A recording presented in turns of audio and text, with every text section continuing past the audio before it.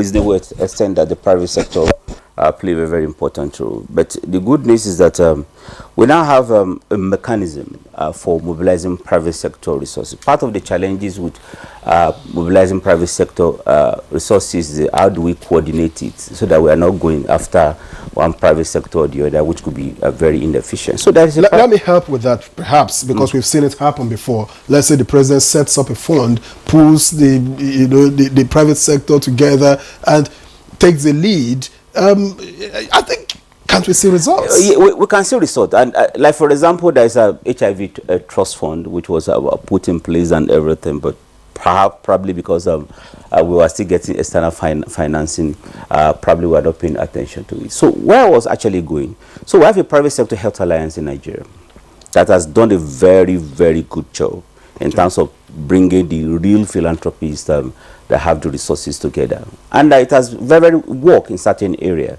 where they pull resources together. As I speak, there is an adult one facility per local government that the private sector health alliance has led, that have brought Dangote and other big philanthropists together.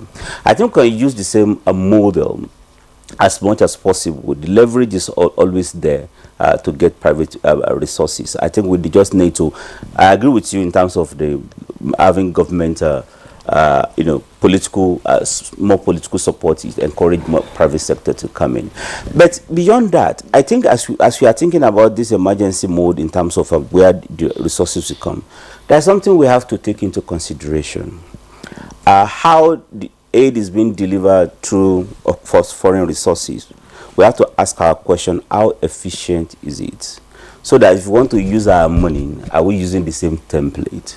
Is it possible that what US dollar, $1 is buying with aid money, we can buy 10 times it, looking at local solution, looking at area of inefficiency, looking at the additional costs that come with international organizations supporting you, because substantial part of the money can't go back to the parent organization for one reason or the other. So this efficiency question is very important. Beyond the efficiency of the emergency mode, Nigerian health sector is highly inefficient.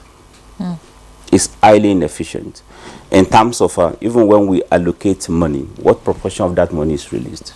The money that is released, is it by what's supposed to buy?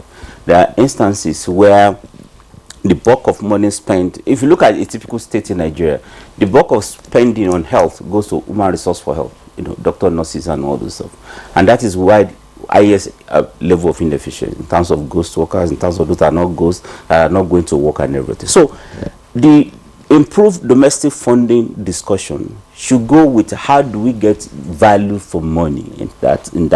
And all of us have roles to play, including the media as well.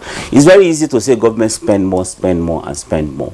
But without looking at how do we get the best result. And we have local examples of where states have done something differently. In Gombe State, when the governor came on board, he discovered that the bulk of the money in health education is going to paying staff, and it's asking what is the result that we're getting.